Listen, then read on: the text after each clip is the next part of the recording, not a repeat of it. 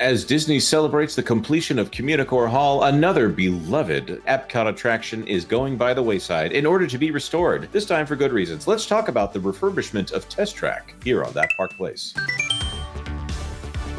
Hello, I am Jonas J. Campbell, an investigative reporter for That Park Place, and here with me is theme park expert Mr. VashSky. Vash, I'm just going to go straight to you for all of this. What is going on with Test Track? Why is it a little bit cooler this time? Why did things not go how they should have with the closing? I really want to know. What's going on? Well, it seems that the curse of Test Track just rears its ugly head once again. People know that in the development for this attraction, originally being converted from, World of Motion to Test Track, originally in the late 90s, that this thing had all sorts of problems getting opened. The opening was pushed back, I think, twice, and it also affected rocket rods and the development of that attraction on the West Coast. Just been a nightmare. But it looks like 2.0 was, I think, generally well received. That was the kind of makeover, almost like a Tron-inspired version of this ride. Yeah, there was one that was very much of the Eisner era first that it was a little bit more cheesy as you're going through the simulated countryside, and then they tried to update it. Of course, they tried to keep that Coca-Cola theming around there as well. But it was more about a virtual machine, and you're doing virtual testing, which doing virtual testing on a ride, I wasn't as in love with it as I was the original Test Track. Yeah, I think there was a charm to the original Test Track. That's kind of weird to say because it was so industrial in nature. But I think the film was quite funny and so forth. But obviously, the new version of Test Track took itself a little bit more seriously, and the incorporation of technology really played a part in this. And you know, it's fascinating because originally this was going to be Tron themed. And then Tron was stripped out of it at the last minute. However, we did get a lot of that Tron iconography, maybe spread throughout the well, of course, the attraction. You know, there's probably a different conversation to be had here, but I will point out that Tron is actually kind of a perfect fit for EPCOT, despite the fact that they put it over there in Tomorrowland at Magic Kingdom. Point. The idea of a small world made of computers that is inside of any chip out there, that's actually a very EPCOT kind of idea. And, I never really thought of it that way, but I think you're exactly right. So, perhaps that was one of the leading philosophies for incorporating Tron into that version of Test Track. Obviously, they went another direction, but it's people said it was like Tron Light, and they had a lot of fun with it. Well, we just recently heard at the previous D23 event that we didn't get many attraction announcements, but one of the things we did get was a reimagining of Tron. This would be Tron 3.0 here. And you can kind of see from the concept artwork that it looks like they're going for a more kind of green future, or maybe like an e-vehicle incorporation of Test Track and so forth. So very interesting. It did have its last day here, it looks like. So this is from Blog Mickey right here. Preparations underway for Test Track 3.0, reimagining it to EPCOT. You can see right here in that kind of final loop section, they were staging a lot of materials to get this done. And that's the thing too. We don't see a lot of movement for a lot of the attractions in Walt Disney World that probably require reimagining, but we do for this. Jonas, do you have any, speculation on why that could be? Well, of course, I think it's because GM is sponsoring this one, so they're a little bit more motivated to get this done. They need this to go over better than Tiana's Bayou Adventure went over so far. I get it. There are some people out there who really like Tiana's Bayou Adventure. I also get it. There are some people who are very much defending that ride because they don't want to be seen as the people who like Splash for the wrong reasons or whatever, the silliness that goes into this. This one right here, this is an attraction that is not an opening day attraction. This is sponsored by GM. This does not need to be controversial in any way other than your standard, oh, I like the previous version, or I liked World of Motion better. We're not getting World of Motion back, or at least not here. This needs to happen. This needs to happen relatively quickly. Can't be building this thing for 4 years or 6 years or however long it takes to build an attraction at EPCOT these days. This has to happen relatively quickly, and it needs to be going off without a freakish animatronic hitch.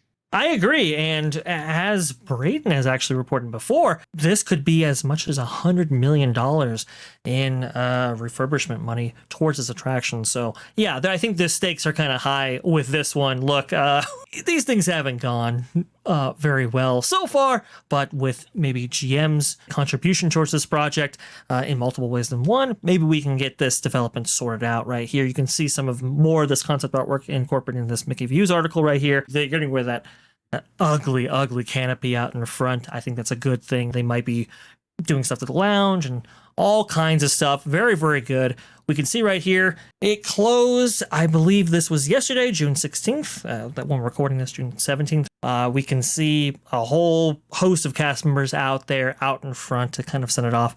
I think that's nice. We did have some issues, though. Breakdowns were very apparent for this attraction, and it looked like nobody was going to be able to ride up to closing time for the park, because I believe it went down, I want to say 30 minutes or so before park closed, but I think they were able to accommodate everybody. At least that was the report that I saw.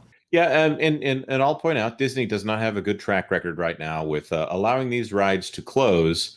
They don't close in good shape. They close because they are under-maintained. Oh, wow, look at that line.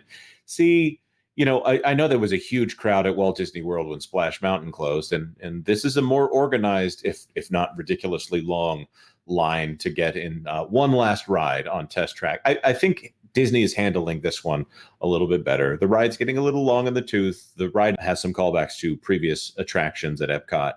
I have hope that this one won't be lame.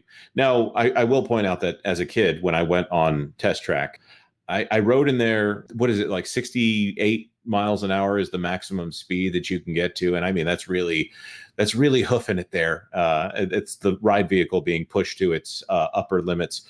I think they talk about going so fast on that Test Track, but most people that are coming to Walt Disney World, at least if they're driving, they just drove on the interstate at 80 miles an hour with fewer safety features engaged there. So I don't know. Hopefully they can do something. If they're going to try to talk about the thrill of this attraction, maybe they could put something that is thrilling on it. If not, they need to make up for it in show here for Test Track. I don't know. Vash, maybe I'm just one of those bitter, embittered Floridians that is not impressed by 60 miles an hour.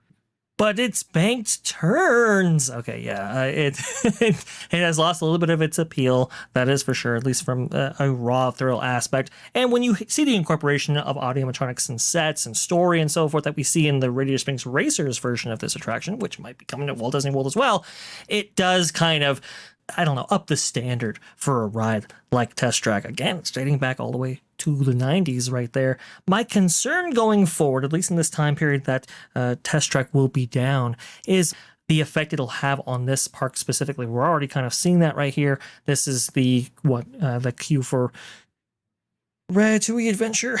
Oh, wow. Yeah. It's just when you take a in-demand attraction like Test Track with a relatively high capacity. I think it's like, 1,500 people per hour. I'm not quite sure about that. But when you take something like that out, obviously it has an effect on a park that is really starved for sit-down attractions like this one is. Yeah, that's amazing. I didn't realize that Ratatouille was that popular there in the France Pavilion. Now, that being said, it's one of the few more recent attractions, and it was a port over from Disneyland Paris, but it's one of the few attractions that's gone off without a major hitch, although there have been some downgrades on the ride.